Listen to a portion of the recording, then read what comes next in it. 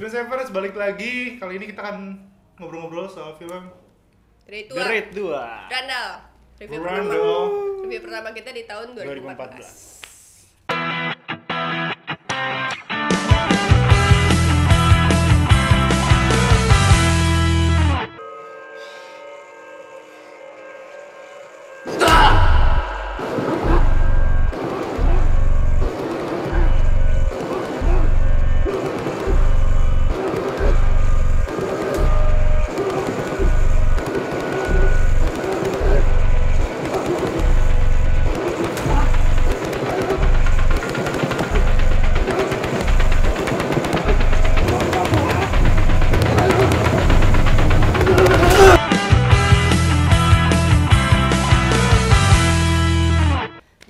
Screensavers kemarin kita ada berkesempatan jadi media partner Arte Indonesia. Terima kasih Arte. Ya, terima kasih Arte. Terima kasih Arte.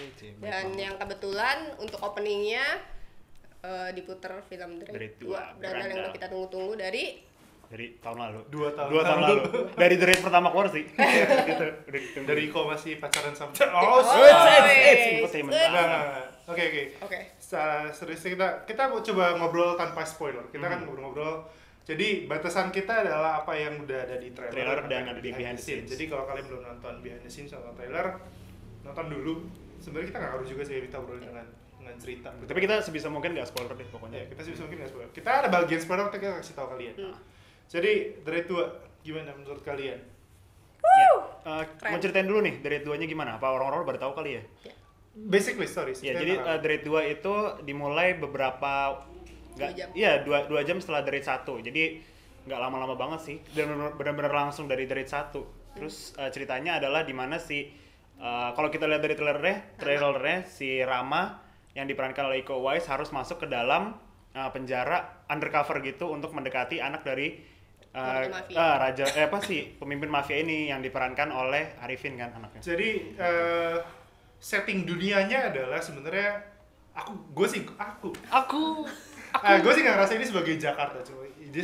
Kalau buat bisa dibilang ini di dunia ceritanya, dunia yang di-create oleh Gareth Evans, di mana dalam dunia ini dalam satu kota ada dua orang kekuatan besar, satu lagi bangun, satu lagi dengan Goto Jepang.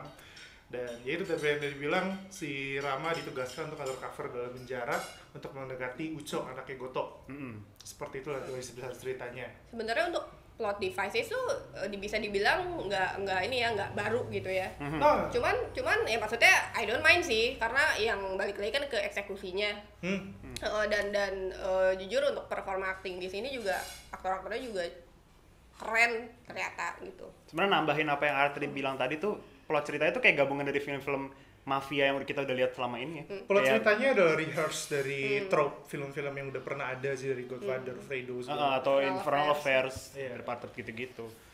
Tapi kalau gue bilang digabung malah bagus-bagus aja sih gitu. Nggak terkesan maksa atau nggak terkesan nyontek. Plot wise, it's an all rehearsed gitu yang ini udah pernah ada sebelumnya. Script pun juga gue I think it's okay gitu, dalam artinya bahwa ini bukan skrip terbaik yang ada di dunia saat ini, tapi it works untuk menggerakkan plot gitu loh, untuk menggerakkan pemain dari A ke B, dari menggerakkan cerita dari A ke B. Jadi buat gue sih, as a plot wise, gue emang suka film gangster kan, kayak Goodfellas salah satu film favorit gue sepanjang masa, kayak I think was number 1 something.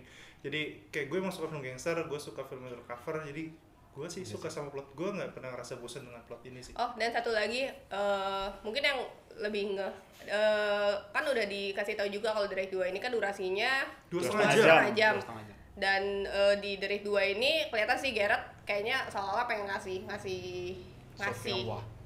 itu dan ini apa maksudnya dulu kan di The Raid 1 kan banyak orang yang no so plot, nggak ada plot, gitu. so much action, no drama. Nah dengan The Raid 2 tuh nih makan tuh cerita dia trying to tell story sih kalau menurut gue, at least dia trying. Kayak berapa banyak sih film Indonesia yang mencoba sesuatu yang baru dengan baik dan benar. Sebenarnya dari 2,5 jam di The Raid 2 ini gue sama sekali nggak ngerasa percaya. Yeah, mungkin ini gue doang sih. Filmnya lama dan actionnya banyak juga, tapi action piece-nya banyak sekali. Porsi dramanya banyak juga kan. Dan sementara kalau buat gue filmnya Gareth yang maksudnya yang kayak dulu nih Merantau kan ada drama juga, dramanya agak terlalu bertele-tele, sementara gue nggak menemukan kayak gitu di The Raid 2. Drama di The Raid 2 sih gue merasa ya sebagai yang tadi sempat gue bilang, fungsinya adalah buat gue tuh buat cari napas di antara sela-sela action yang lainnya, jadi kayak gue napas dulu ceritanya gitu. Iya sih. Ya, karena lagi-lagi di Derai 1 juga banyak juga kan yang komen, oh gila, kagak ada nafas gitu. fakti banget gitu nontonnya. Oh iya, Betty. Atri lagi sakit by the way. Nggak dikasih nafas gitu kan buat nonton.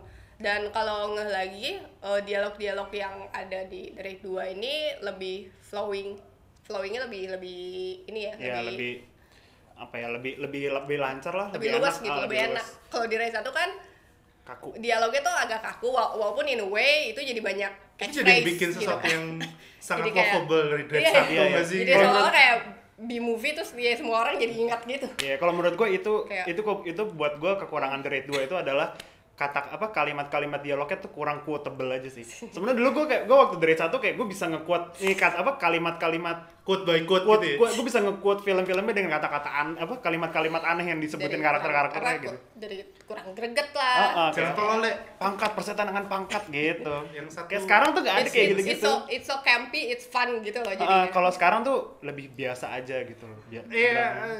Gue nggak tahu soal mengalir atau enggak apa sih sebenarnya, cuman ya. Iya, tapi ya itu sih. Kalau secara dialog gue nggak pernah nggak ada masalah. Mungkin beberapa orang ada masalah. Kalau masalah gue adalah lebih ke apa ya? Dialog Derai itu sama dengan yang pertama. It works better ketika gue putar di otak gue ulang dengan bahasa Inggris gitu. Jadi ketika gue denger suara mereka ngobrol kayak janggal, tapi ketika diputar di otak kayak kayak bahasa Inggris lebih masuk. Bahasa Inggris gitu ya. Dan kalau yang pertama tuh gue salut banget dengan Race Tapi kayak kalau banyak yang nonton pasti tahu kan kayak gimana dia membawa karakter dengan improvisasi, dengan skrip yang dia omongin tuh I guess itu berbeda dengan skrip yang Gareth yang tulis. Gue nggak tahu, cuma di skrip yang di Dread yang kedua ini banyak aktornya yang lebih kayak ya udah ngikutin skripnya Gareth aja, kayak mereka nggak berusaha buat nemuin kayaknya lebih enak ngomong gini deh, kayak ada beberapa kalimat yang janggal sih kalau dirasain kalau buat gue ya. Tapi kemarin waktu di presscon itu kan sempat ada interview gue berkesempatan datang dan interview sama Gareth juga gitu, sempat ngobrol sama kita nggak diajak men, kita nggak diajak cuma satu beb. Iya, terus gue nanya sih apa yang dia lakukan secara berbeda dari Derai 1 sehingga dialognya bisa terdengar udah beda banget gitu kan. Dia bilang sih sebenarnya selain ya sekarang hire translator yang lebih bagus, mungkin ya menurut dia lebih bagus, dan proses readingnya juga melibatkan aktor-aktor, jadi emang dia juga nerima masukan gitu waktu reading tuh dari aktor-aktornya, kira-kira ini bahasanya udah masuk akal nggak sih buat kalian? Soalnya kalau di Derai 1 dulu kayak bahasanya benar-benar kayak plak-plak ditranslate gitu loh. Bahasa Inggris dijadiin bahasa Indonesia gitu. Yang kedua tuh ada satu bagian siapa sih gue lupa, kayak atasannya si Rama, terus dia ngobrol sama atasan lagi, terus kayak dipinta, terus jawabnya tuh bukan siap tapi harus gitu kan. Iya. Kayak gitu sih. Ya, again, kita nonton Dread bukan untuk cerita sih sebenarnya. Kita nggak perhatiin dialog, kita bukan kayak mendigest dialognya sedalam apa sih, filosofis apa, tapi acting wise. Ya, lu ada? Gue kalau acting ya menurut gue baik-baik aja. Kok acting sih? Gue selalu ngomong main action maksud gue. Oh, action.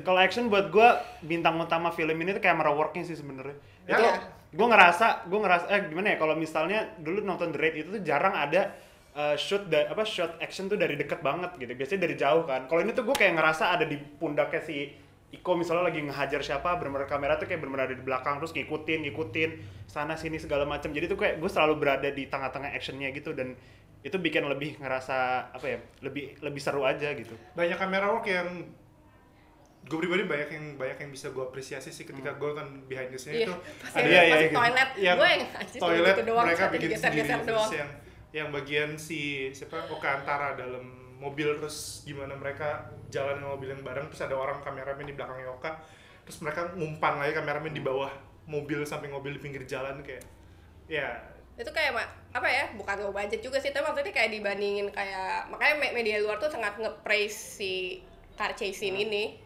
karena menurut mereka ya balik lagi di film-film Hollywood luar dengan budget yang berkali-kali lipat, si Gareth tuh sekali lagi bisa eksekusi dengan dengan kreatif gitu loh.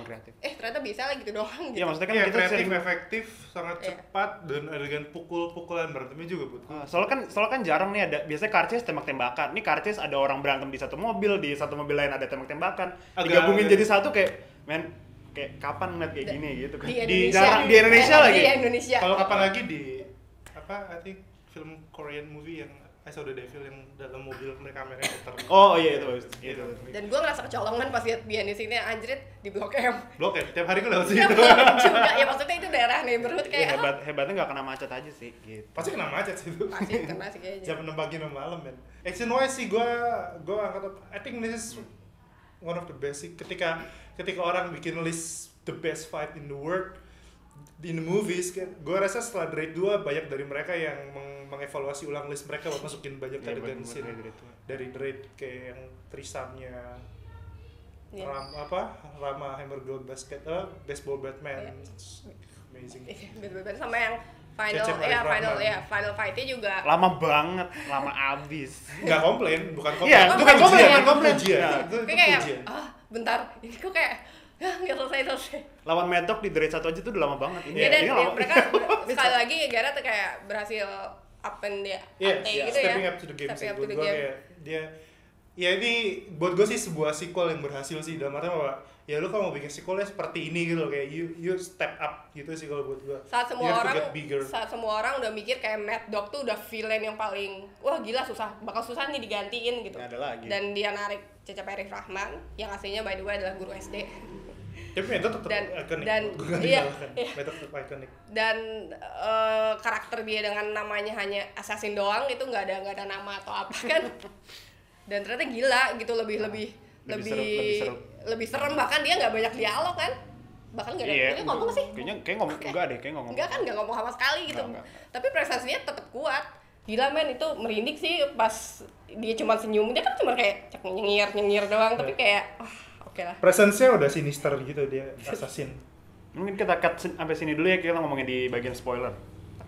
Hi Screensavers, please go support the film Raid 2 Brandal, opening on March 28. Hi Screensavers, saya Erwin Putra. Jangan lupa saksikan The Raid 2 Brandal di bioskop kesayangan kalian mulai tanggal 28 Maret. Watch it, don't miss it.